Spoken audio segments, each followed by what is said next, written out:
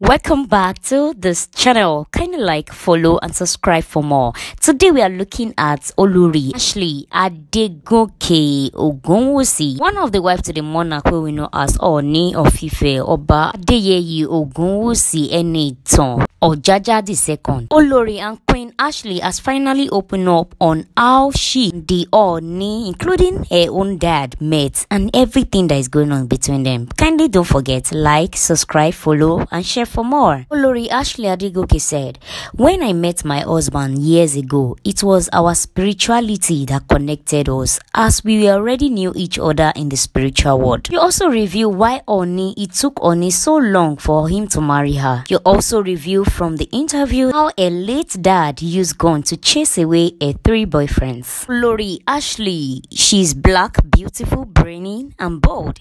These are the words that best describe who we are talking about. The wife of Ooni of Ife is Imperial Majesty Oba Adeyeye Enitan Ogunwusi Ojaja II. In spite of all these attributes, however, one thing enables the Olori to build a solid relationship with the monarch, other wives, and that is a combination of wisdom and common sense. But then, not many people knew that both the king and the queen, in person of Olori Afolashade Ashley, have had a marriage commitment 5 years before the wedding took place last year. In this rare interview, the first-class accountant and entrepreneur, a mother of one, opened up on the reason it took so long for Ooni Ogunwusi to take her as a wife. She also narrated how she couldn't have a boyfriend until she turned 23, and in university, because of a late dad would always chase away a male friend with gun. Olori Afolashade also narrated how her upbringing went with his late father. She said, "I had a very beautiful upbringing. My father did everything in his power to make sure we knew where we came from, even though we never visited Ife growing up. We knew we were royals because my father instilled the culture in us, though born with a silver spoon.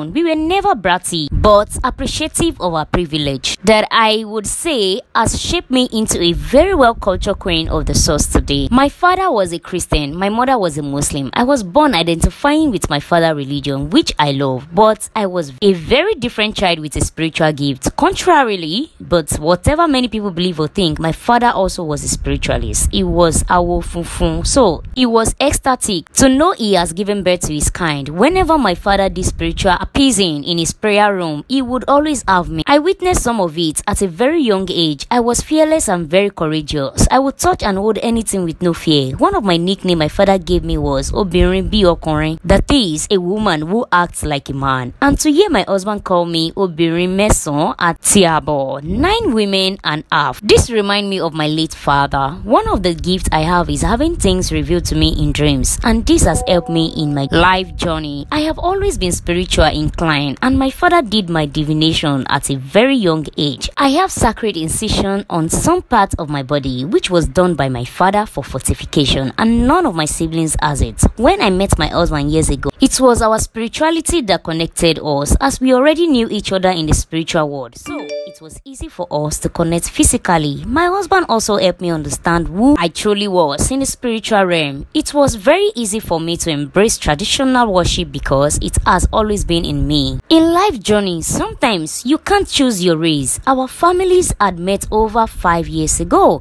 That was commitment for me. At that time, my daughter was very young and she was my focus. And then there was a caveat on the throne because I was already a mother. To protect my daughter, I had to be patient. My daughter comes first and means the world to me. I knew I had my husband and he wasn't going anywhere no matter how long it took. We knew what we had and we knew we were both incarnation on the throne of our forefathers. The focus was not to be official, but to protect my only child. I chose that and I would choose it over and over again. My husband is my crown jewel. I have always called him my husband over the years. I honor, love and adore him. It's up to him when he chooses to officially introduce me into the world. Everything comes to you at the right time. So be patient and trust the process. Olori Ashley still furthermore proceed on her fashion style. She said, "For me, fashion is the armor to survive everyday life. My style is very different. I literally put things together in seconds and they always come together perfectly. My late father was very stylish. He was always smartly dressed and got heads turned one, I also love to put Western traits in my traditional clothing so people can appreciate our culture of outfits more. I want people to see the dress but focus on the woman wearing it. My style is a way to let people see who I am without having to speak. The secret of a great style is to feel good in what you wear. Being well dressed hasn't much to do with having clothes.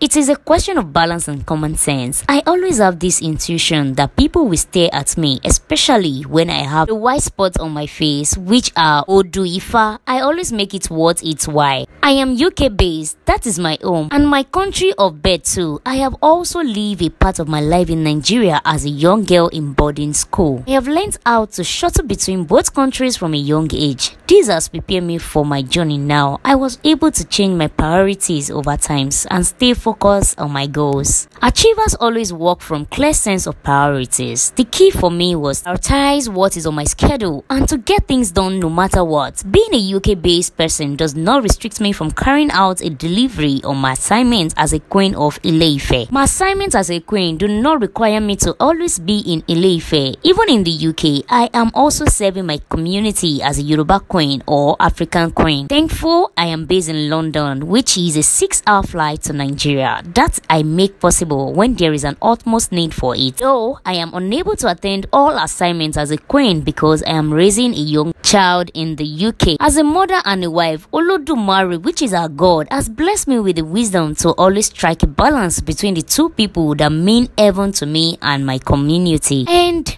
Queen Olori Ashley furthermore to proceed about how she was able to cope with other wives in the palace. She said, I am not based in Nigeria, so I am not living with any of my sister's wives. When I visit, I see some of them. We were all mature and we cohabit in a very respectful way. I actually don't see enough of them. I don't know if that is a good thing or a bad thing. I was raised in a polygamous home, so I understand the dynamic and gimmicks of cohabiting with many wives. Olori Queen Ashley furthermore explained who Ooni of Ife as the husband behaved to her. She said, if I were to describe my husband, I would describe him as my crown jewel, my father, my heartbeat, and the love of my life. My husband is prodigious. He is an amazement to me, and everyone that comes in contact with him is outstanding. Though he has been through so much in his life, it is incomprehensible to understand how he stays strong and selfless at all times. I can never find the right word to describe my darling husband. While others search for what they can eat, my husband always hunts for what he can give as a true king. He has dedicated his entire life to humanity. I embrace and embody that from him. Well, if you ask Queen Olori Ashley if she will be the best among the queen in the palace, she do rather reply, and she said, I personally think it helped. I was born a royalty. I was raised as a blue blood, so it was very easy for me to understand what I was raised with. My existence on the throne of my forebears was ordained, and I am a reincarnation of the throne. More reason I have learned to be very patient. Nobody has what I have inside. I wouldn't say being a daughter of the soil has given me an edge over others, but it has surely prepared me for a future with my husband. My father was a philanthropist before his demise. I grew up watching my dad as a savior to many. When he passed away, I didn't want his legacy to die. I followed suit with his ironic work. Being a single mother and a very successful one at that, I knew my mission was to support children, single mothers, and widows. I solely find my foundation compared to other non-governmental organizations that get funding. My father never got any funding support, so I do not wait on anyone to fund me to be able to help others in need. For me, it is a way of giving back to the community. God has really blessed me, and I have to be a blessing to others. I am a self-driven, accomplished woman. My greatest accomplishment is being a mother to my loving and adorable daughter. My daughter is my inspiration. Every time I look at her, I pat myself on the back and tell myself, as a single parent, you have done a good job. My daughter gives me the drive I need in life because I am a role model. She is very smart and watches my every move. With that, you have to keep the energy going as you want her to be the best she can be.